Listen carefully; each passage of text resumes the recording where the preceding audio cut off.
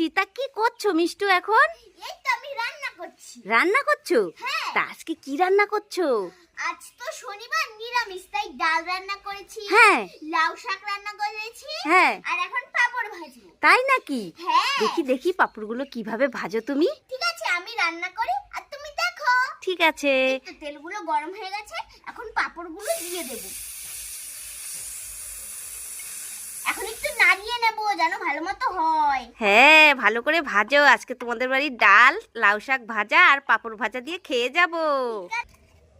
এই তো দেখো আমার পাপড় ভাজা হয়ে গেছে। ওমা, তাই নাকি? হ্যাঁ। এ মা, পাপড় ভেজেছে, তাড়াতাড়ি ভাজো, তাড়াতাড়ি ভাজো, খাবো। হ্যাঁ, তোমার মেয়েও খাওয়ার জন্য পাগল হয়ে গেছে। তাড়াতাড়ি মেয়েকে খাওয়ার দাও, আমি